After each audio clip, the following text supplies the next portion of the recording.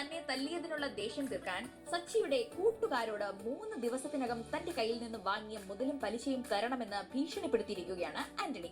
അക്കാര്യം മഹേഷ് സച്ചിയോട് പറയുന്നു.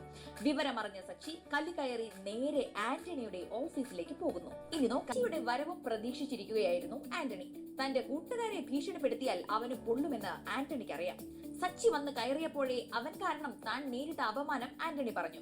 മാത്രമല്ല, പണം നൽകിയില്ലെങ്കിൽ കൂട്ടുകാരുടെ വണ്ടി താൻ പിടിച്ചു കൊണ്ടുവരുമെന്ന് പറഞ്ഞത് തിരുത്തണമെങ്കിൽ സച്ചി പൊതുമധ്യത്തിൽ മാപ്പ് പറയണമെന്നും ആന്റണി ആവശ്യപ്പെട്ടു.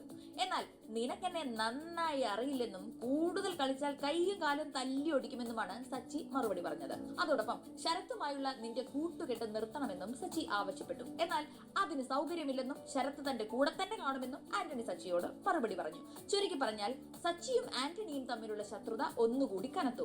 അതേസമയം തന്നെ ആദ്യം കണ്ടുമുട്ടിയ തീയതി മറന്നതിന് വർഷ ശ്രീകാന്തിന് പണിഷ്മെന്റ് കൊടുത്തിരിക്കുകയാണ്.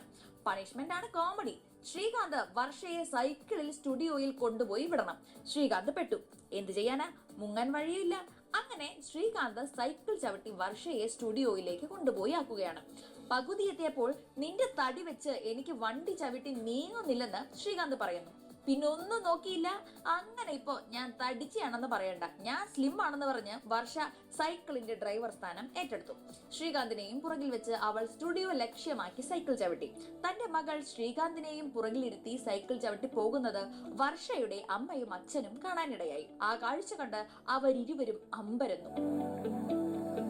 ആഡംബര വണ്ടിയിൽ പോകേണ്ടവൾ സൈക്കിൾ ചവിട്ടി പോകേണ്ട ഗതികേടായല്ലോ എന്ന് വർഷയുടെ അച്ഛൻ അവളുടെ അമ്മയോട് ദേഷ്യത്തിൽ പറഞ്ഞു.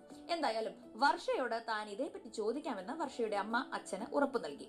അതേസമയം രേവതിയോട് താൻ നടന്ന സംഭവങ്ങളെല്ലാം സത്യസന്ധമായി പറഞ്ഞാലോ എന്ന് ആലോചിക്കുകയാണ് സച്ചി. വീട്ടിൽ പോലും രേവതി ഇപ്പോൾ സച്ചിയോട് സംസാരിക്കാറില്ല. മാത്രമല്ല, കിടക്കുന്നത് പോലും ഒന്നിച്ചല്ല. ഇങ്ങനെയാണ് പോക്കെങ്കിൽ രേവതി വൈകാതെ തന്നിൽ നിന്നും ഒരുപാട് അകലുമെന്ന് സച്ചിക്ക് മനസ്സിലായി കഴിഞ്ഞു. അതുകൊണ്ട് അവളോടെല്ലാം പറയാമെന്ന് സച്ചി തീരുമാനമെടുക്കുന്നു. സച്ചി സത്യങ്ങളെല്ലാം രേവതിയോട് പറയുമ്പോൾ എങ്ങനെയാവും രേവതി പ്രതികരിക്കുക? അവൾക്ക് അത് താങ്ങുമോ? സംഭവബഹുലമായ കഥകളുമായി ചെമ്പനീർ പൂവ് നമുക്ക്